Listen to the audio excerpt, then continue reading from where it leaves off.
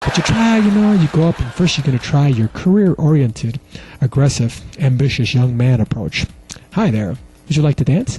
No, thank you. So it hurts like a spear through your heart, but you're going to try again because you're a go-getter and you're not going to give up. And now you're going to try your wild and crazy approach. You find a wild and crazy woman and you're going to try that approach on her. Hey, baby, would you like to dance with me? No, thank you. No, thank you. Ooh, now you're 0 for 2. And people are noticing and you look ridiculous. So now you don't know what to do. But sometimes you run into that woman who's dancing right on the edge of the dance floor, like she wants to dance, she's dancing in place by herself. So now you figure you can't go wrong because, she's dancing in place and she's dancing right there on the dance floor, on the edge of the dance floor. She must want to dance. So it's a slam dunk. So you could just go up to her, hey, I noticed you're dancing. You want to dance with me? No, thank you. Ooh, that's it. 0 for 3. It's time to hit the road. I tell my buddy, hey bro, let's get out of here. I don't think these women even like guys. Let's get out of here. So you leave the club disappointed and frustrated, because you didn't have a lucky night.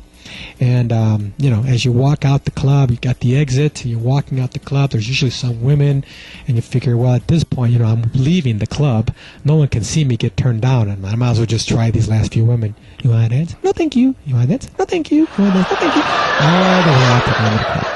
And you get to the point where you get so frustrated because before you even ask them, they're going to say no. So you really get smaller and smaller and smaller and shorter as you walk out the door. You get out to the exit, and I tell my buddy, hey, I don't want to come to this place again. These women are ugly. They're not even attractive looking. And the music was horrible. Don't even let me come back here again. And you know what's even sadder? I think I got turned down by 100 women tonight. And my buddy says to me, hey, Louie, you know what's even sadder? That you counted. That's what's even sadder.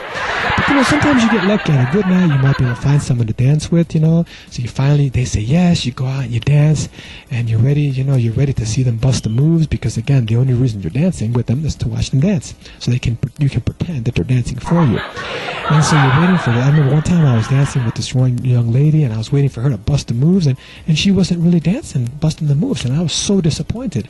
She's just sitting there, rock to the beat, rock to the beat. And she'd be down for like 20 minutes, and I'm waiting for her to bust the moves, and nothing's happening here. I'm getting really disappointed. So I just walked off the floor. I left her there. I walk off the floor, and as I turn around, I look back. She didn't even notice that I'm gone. She's still rock to the beat, rock to the beat. So I don't know, some crazy women you bump into. So anyway, it's tough. I'm telling you, it's tough. But now that I'm twice as old as some of the people in here, I'm telling you, it's even tougher. I don't know what I'm gonna do. But now I can try to look for the older women, I can look for the hoochie mamas. The hoochie mamas, by definition, I got my definition. To me, the definition of a hoochie mama is you look at all the women around, and you look for the women that are twice as old, wearing twice as much makeup, twice as big, with half the amount of clothing on. That's usually the definition of a hoochie mama, They're usually like they're like they want a hoochie, but they keep forgetting that they're probably mamas already, So they shouldn't be hoochie so much. Now, women usually have a different definition.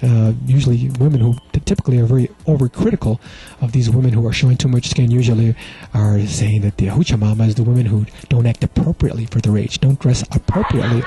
But they're over, what are you going to do? The other day I was at a club and one of these women grabbed me on, hoochie mama's dressed all scandalously.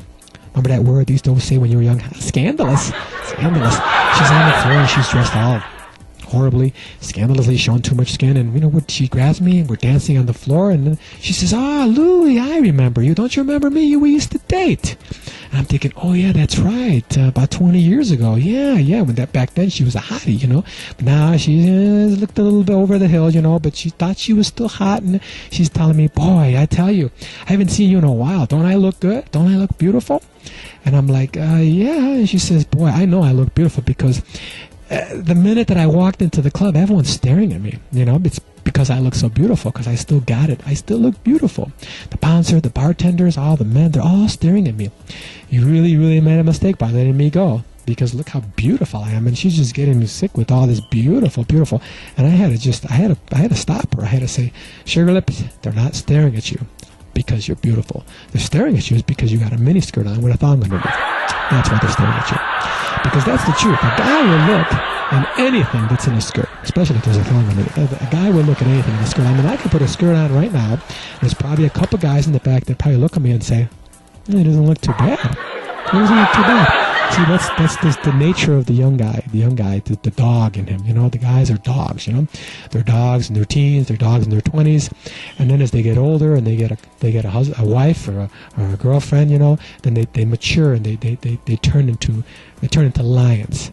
And what I mean by that is, you know, they turn macho and they just calm down a little bit. You know, some are outwardly macho, obviously macho, old school macho, and some are subtle macho, you know.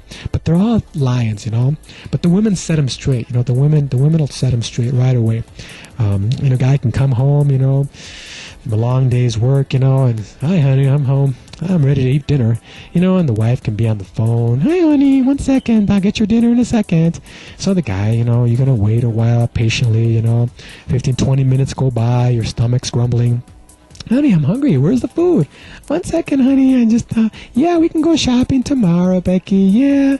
So now you're getting even angrier and you're thinking, oh, she doesn't even make my dinner. What's going on here? So finally you get really mad. You say, where's my dinner? I've been waiting for my dinner. I've been working all day. And this is with one look, the woman will turn the lion into a mouse. She'll put her phone down and say, who the hell do you think you are? Meow. And right away that lion will turn into a mouse. You won't be so macho anymore. So you gotta watch it, guys, okay? And then, of course, you got the hoochie poppers.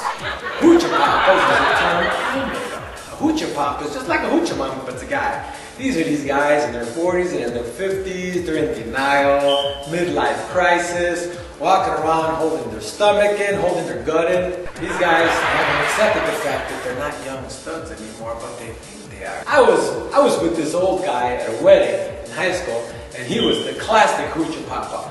He was holding his gut in, trying to act young, making all these obscene and rude comments to all these young ladies. Hey, right here. Don't go that way. Your papa's right here. You want to bailar? And just embarrassing the heck out of me, this old guy. And I just couldn't take it anymore. I finally had to sit him down and set him straight. I said, Dad, you're going to have to do it.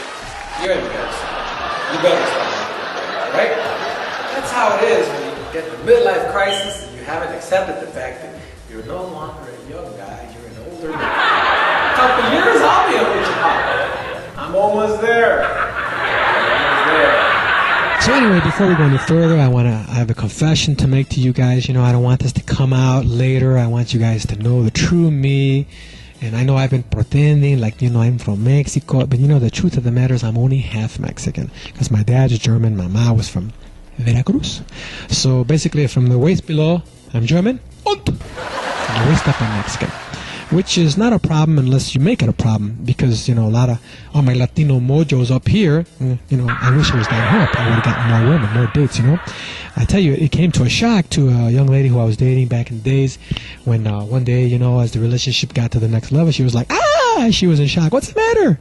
You're white. Your legs are white.